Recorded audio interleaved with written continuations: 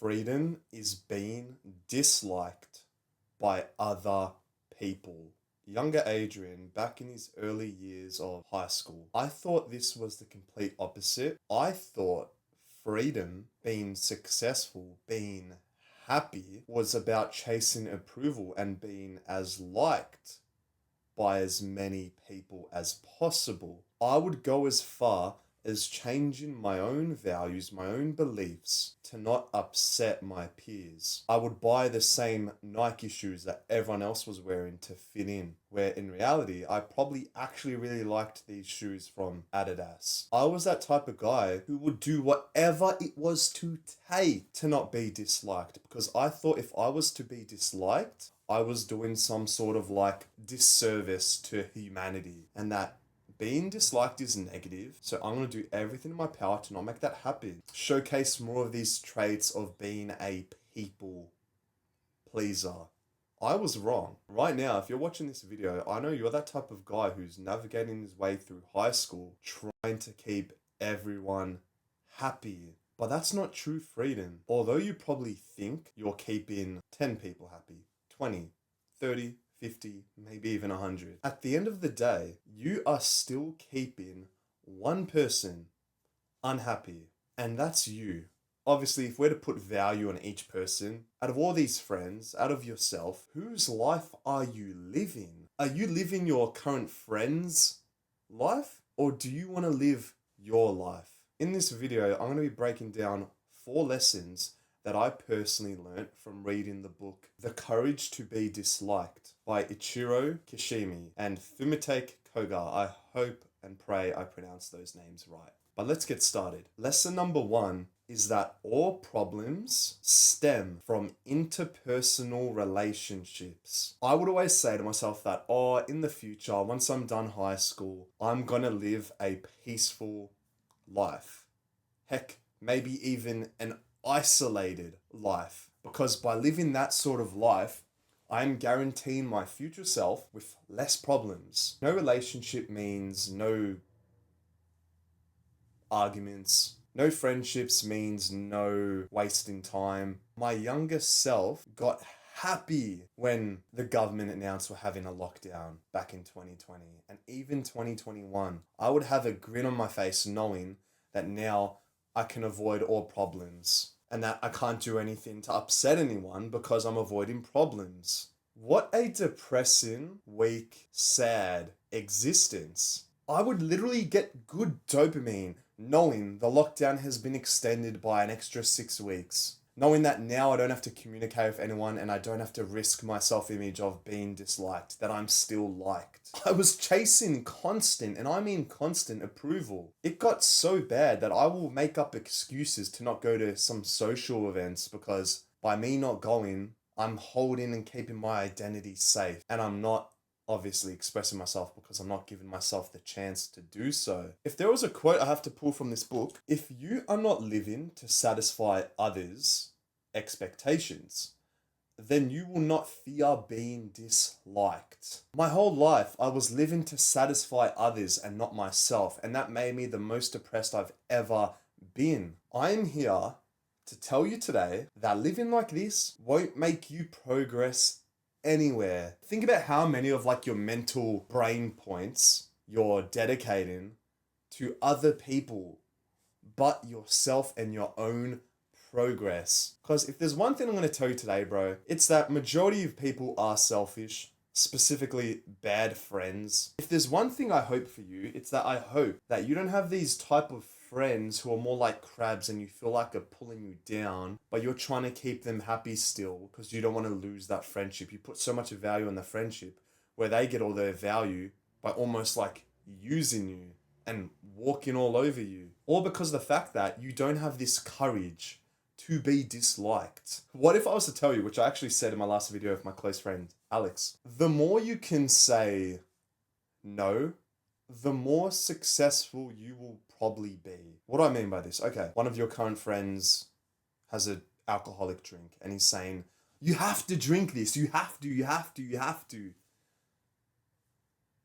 There's 2 versions of you.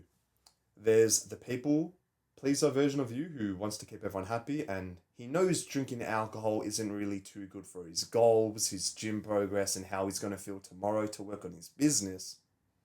But he's too afraid to say no. He's too afraid to have this courage to be disliked.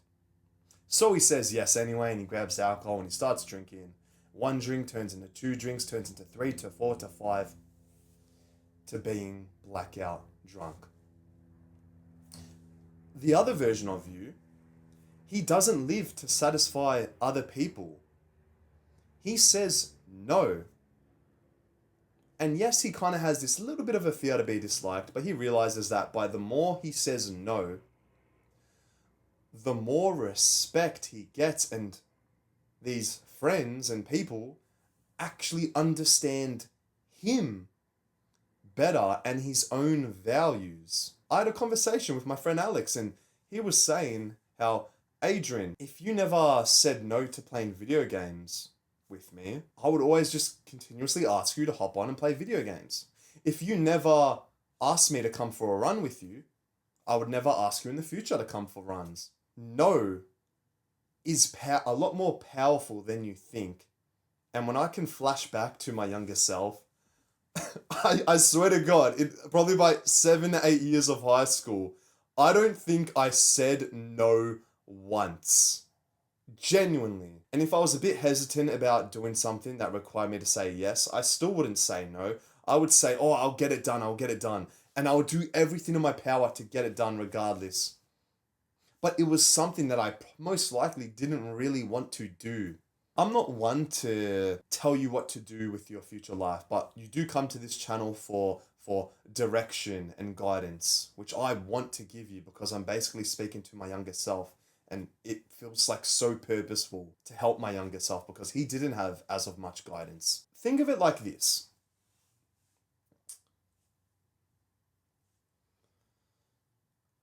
What if right now you don't really want to go to uni and study some sort of like engineering degree because that just straight up doesn't feel that purposeful to you? But you're too scared and you don't want to upset your parents, so you don't say no, but you say yes instead, not to keep yourself happy, but to keep them happy. And then you live a life feeling unfree because you are doing something that you know deep down is not your true calling. You're doing it out of fear. Do you think anyone told me to start a YouTube channel in this movement of self-improvement? Or do you think I said to myself that, how purposeful would it be if I could give advice to my younger self that other people can relate to and progress faster than me? That's a contributing act to society. That is something that genuinely fulfills me and makes me wake up, jumps out of my bed every single morning to come and record. Despite how much, and I mean how much, I'll be disliked by my friends, heck, even my own family saying to me, go record those stupid YouTube videos. I don't care. Now, call me stubborn, call me this, call me that. But another lesson I learned in this book, The Courage to be Disliked, is that we cannot intrude on other people's tasks because we are each our own self. And you want to know the people who right now I can guarantee are intruding on your tasks the most? Let's say right now you want to be a content creator. Let's say right now you want to go to the gym. Who is that one person that keeps saying to you, oh, you can't do that. You need to do this instead. It's not for everyone. Do this. Study harder, do more of this, most likely your parents, just because of the fact that they do care so much about you, but they can actually come across as controlling and they don't trust you yet because maybe you're not the masculine man you're yet to be. Maybe your parents still think of you as that little boy who plays video games for 8 hours and faps in his room for God knows how many times. You need to earn your parents' trust by saying no. Think of it like this. When you were little and your parents were telling you, you need to study, did you study with passion, ambition? Or did you not even study or still study, but study just to make them happy and try just get this boring task over with to then do whatever you actually wanted to do? Because I know my younger self, I didn't study because I wanted to study. Heck, in high school, I got like the most average ATAR ever. I genuinely hated it. Those were my values. I didn't like learning about Pythagoras' theorem, about writing these English essays, which I personally felt didn't really help me in any sort of way, shape, or form. I did it because I was more of a people pleaser and thought it was the right thing to do. Masculinity thrives through almost like carving and craving out your own path to success. If I genuinely liked studying when I was little, I wouldn't need my parents telling me to study, I would do it anyway. How crazy! That's what this book speaks about, and it speaks a lot more about like how to be a better parent. And okay, if you can't tell your kids what to do, what do you actually do then? I honestly think the best advice is you don't force someone to do something because that comes as intruding one's tasks, but what you do instead is you can tell them how you've progressed with it, and you can give them information and education how it helped you and how you think it will help them as well.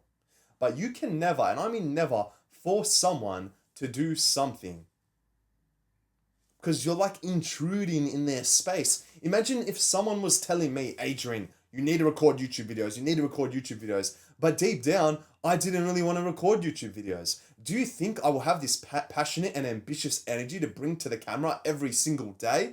Or do you think I would wake up thinking, oh fuck, my parents said I need to record videos, but I don't really want to. Oh, let me just get it over and done with. Hi guys, my name's Adrian. What version do you think you would see of me?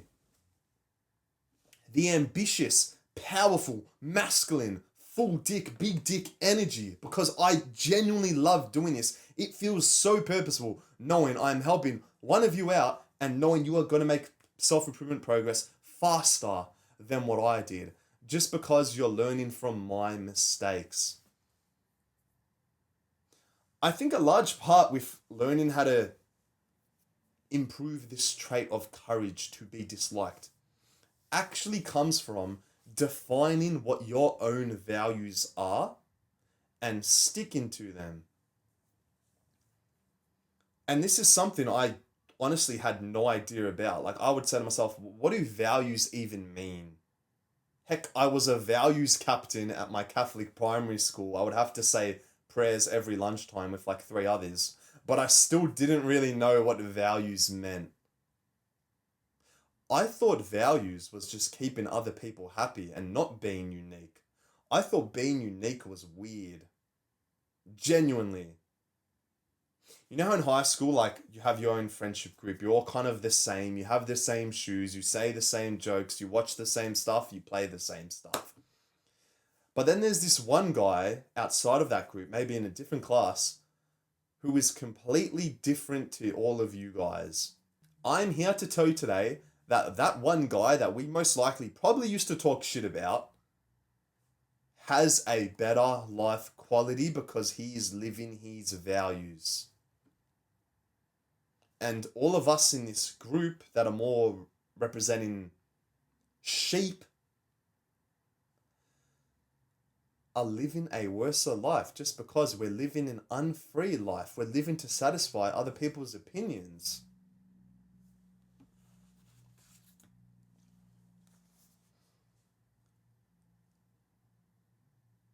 And we think that, oh, Adrian, I can't change. I'm in this group and I am controlled by my past.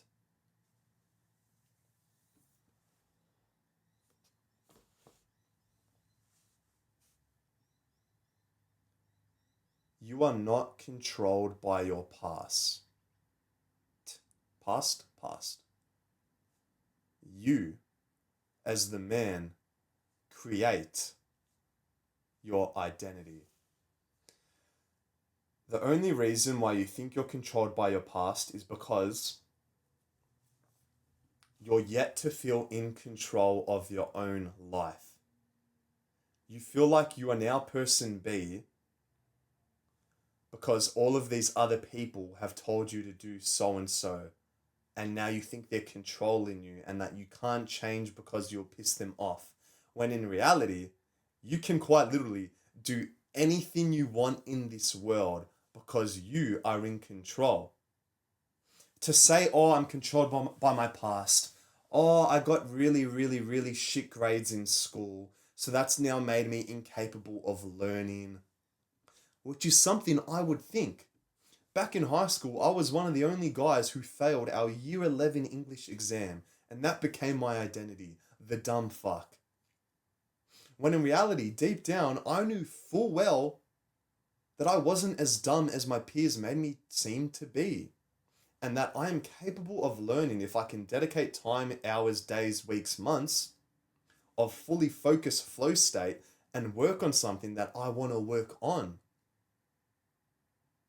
If I can dedicate 1 hour a day to reading, as difficult as it would be, I know the more I can push away distractions and the more I can bring in learning and education that's actually interesting and not some stupid made up English fiction book, I know then I am gonna grow. I am gonna foster more into my true self.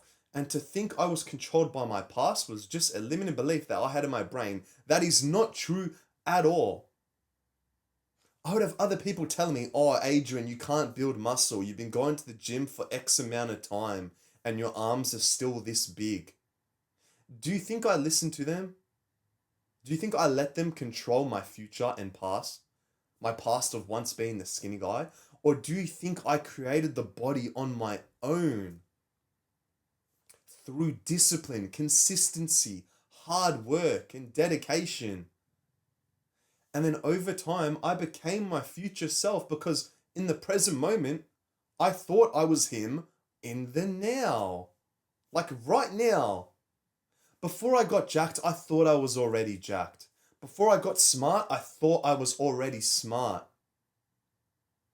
You are not controlled by your past. That is just a limiting belief of you having this sort of like weakness to not piss other people off because they told you you're so and so. So now you have to be. You have to be so and so. You can't change because if you change, you're not living that life that we told you were meant to live. An unfree life. People that try to control you and say you can't do so and so, they are almost projecting on you because they don't feel much control in their life and they don't want you to feel as of much control in yours. So they will do whatever it takes to keep you steady and put. Which is really scary, but honestly, bro, you can't blame them. They don't have the courage, why would they give you the courage? You've come to someone now who is trying to give you more courage to tell you that you are in control. And that we shouldn't, and I mean we shouldn't, as men, we shouldn't fear or have this fear of conflict. Because this conflict is resolution. This conflict that we're so scared of is the answer to all of our problems. Remember how I said at the start of the video, all of our problems stem from interpersonal relationships? This conflict comes from interpersonal relationships, and when we can solve this problem, we are gonna be 1,000 times happier. It's like, bro, I'm not even like trying to sell you something. Like, I don't give a damn if you buy this book. Like, I can tell you your actual step. Buy this book, buy this book, buy this book. It's helped me so much. I've highlighted over, not as much, probably need to highlight a bit more parts in it. Oh, there was a part there. Another part, another part, another part. I didn't highlight that much. My goal was to read it a second time because maybe I can't even wrap my head around it that well as of now. But if there's one thing I can tell you that I learned, which is the most bang for buck step, it's that true freedom is being disliked by other people.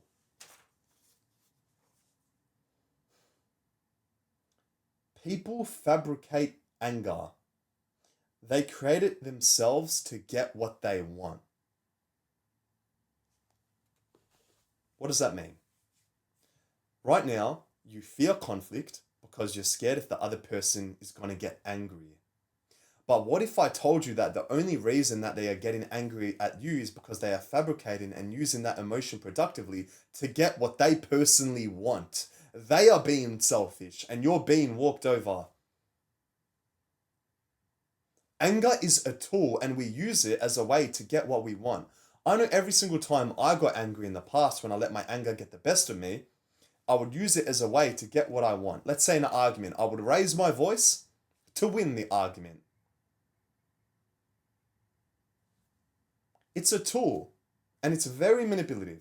And now, okay, I'm the type of guy who doesn't use anger in arguments. I want to use more of my words and approach arguments in a much more logical, healthier way.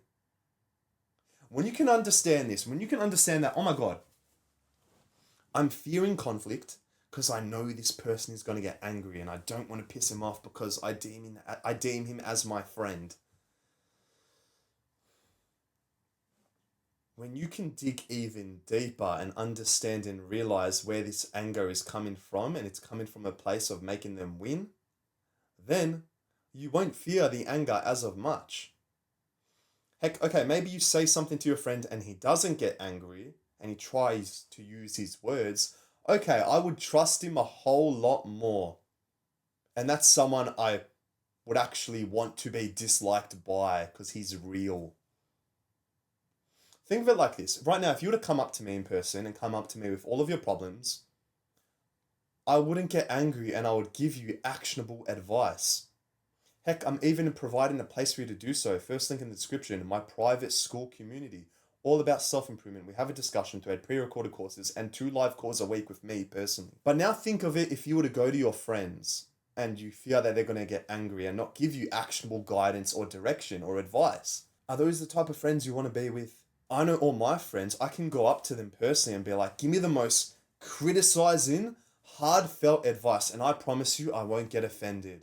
And they give me that because that's what I asked for and that's what I'll get. Why is all of this worth it?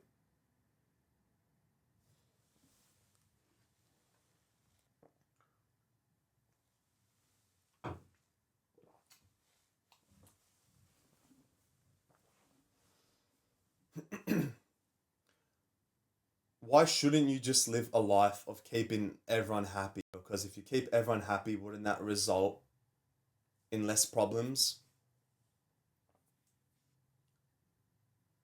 This is all worth it to leave and feel like you're in a real community and serving contribution to others, because that is our most, I'd like to say, our biggest, most desire we all want to achieve as humans. It's knowing that community feeling means to feel you have value and that others have value to you. You can only be truly yourself in contribution to others. When do we showcase our true selves? When we're helping others. Now that's when we're our true self. What if we're to be more of our true self more often in more of the hours of the day? That just means we're going to help more and more and more and more people out. We're leaving a bigger and bigger positive impact on society. That goes back to me doing this YouTube channel. I'm not doing it for status, for attention, for validation. I'm doing it because I know how much of a positive impact I can give with my advice, and I'm only 23 years old. This gives me a platform to showcase more of my true self. So imagine if I spent a full day, 16 hours of my waking hours awake, recording videos. That 16 hours is 16 hours of pure authenticity. Now, I know that's probably not really possible to record 16 hours straight. Like, I'm not giving myself time to go to the gym, where that is still something where I'm being my true self because I love working out. Oh, I need time to cook meals because I love cooking. Oh, I need times to see my masculine friends because I love socializing. Oh, I need time to see my girl because I love being in a healthy relationship. My whole day is me being my true self. This is just a small part of my day, YouTube. As much as I love it, as much as I love helping you, this is just, one part of my day. But I'm doing it because I know with online content, it can serve more than one person at one time. This video is going to be up forever of just positive, ambitious energy of what I learned from the book, The Courage to Be Disliked. I'm going to leave you with an actionable step. And that's that right now, how can you personally leave a more of a positive impact on society? How can you contribute to others and they come to you for value? Genuinely think, and if you feel like you need to get a journal and start writing down and critically thinking, how can I actually help? Think and like really use your brain for once. I know if you're 9 to 5, you're not really using your brain much and you're not really leaving any sort of positive impact on society other than helping the boss's his own dreams. You're just like a little ant. And it feels really unproductive and unpurposeful for you. But how could you live that best hour, be your true self, your most authentic, and do what you want to do? You reflect and you write it down. You write down the things you really, really hate, and you write down the things you really, really like. Then you're going to start to know and figure out more of your own values and become who you're meant to become sooner rather than later. And I don't want you coping. I don't want you saying, oh, Adrian, this video has been really, really, really good, but I'm just going to think about starting that YouTube channel. I'm going to think about going to the gym. If you are that type of guy who thinks and doesn't take action, you are a bitch. And you are doing the biggest disservice to not only yourself, but to the others who are waiting to see your progress and hear what you have to say. Imagine you're the type of guy who wants to start a YouTube channel like I once was. I delayed that for 8 months, which was selfish. Because I thought, oh, I don't look too good. I don't really like how I speak. Oh, this person from school's going to see it. Oh, no, this cousin's going to see it. That was how I would live. Think about how selfish that was to the people who wanted to hear me speak and hear what I've learned with how I've built my physique, how I increased my confidence, how I've read over 50 books in 3 years, how I've done all of this. Think about the people who actually cared. I was doing them the biggest disservice ever from my own selfishness. If you can like become aware of that and realize, oh my God, oh my God, oh my God. Instead of thinking about the people that I'm worried that I'll piss off from starting something that I want to start, why don't I think about the people who I am going to help? Because at least then, I am living a free life. And heck, I have a whole lot more than courage to be disliked. I have big fucking balls. And that is what makes a masculine man. This book taught me the most out of all of the books I've read. It is something which has clicked with me a lot recently, the past couple months. And it's made me be able to reflect on my times at high school and heck, even university. The more I started to do what I wanted to do out of my own ambition, day by day, the more happier I started to become. The more I could connect with my friends and partner, the more life started to feel like something that, oh my God, I get to live life. I get to wake up. I get to go to the gym. I get to record. I get to do this and this and this. I am so grateful.